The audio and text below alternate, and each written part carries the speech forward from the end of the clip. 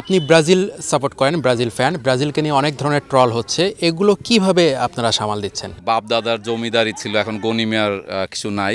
এইসব ভিত্তিহীন ট্রোলে আসলে আমরা কোনো রিয়াকশন দেওয়ার কিছু নাই। আমি তো নিজেই 9টা ট্রফি দেখে ফেলছি ব্রাজিলের, ইভেন আমার ছেলেও ট্রফি দেখে ফেলছে, কোপা জিতছে 5 ইয়ার্স আগে।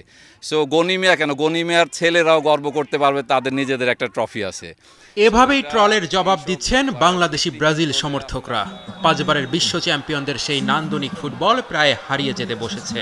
গত 22 বছরে 5টি আন্তর্জাতিক শিরোপা জিতলেও বিশ্বকাপের ট্রফির ছোঁয়া পায়নি সেলেসাওরা। 2019 সালের কোপা জয়ের পর থেকেই নিম্নগামী তাদের পারফরমেন্স। এবারের কোপা আমেরিকাতেও হতাশ করেছে ব্রাজিল। বর্তমান দলে যারা আছে তারা কেন টেনে তুলতে পারছে না ব্রাজিলকে? দলটার এমন ভরাডুবির কারণ কি? ব্রাজিলে কখনো কিন্তু প্রতিভার অভাব ছিল না। সব সময় ওয়ার্ল্ডের অনেক বেস্ট প্লেয়ার ব্রাজিল থেকে উঠে এসে এখনও আছে। এখন হয়তো অনেকে বলছে যে পোটেনশিয়াল স্টাররা ব্রাজিলের player, but as a team আমার মনে হচ্ছে ব্রাজিল খেলতে পারছে না। ব্রাজিলের এমন কিছু লিজেন্ড প্লেয়ার আছে যাদেরকে আসলে আপনি বলবেন অ্যাকচুয়ালি তারা লিজেন্ডই।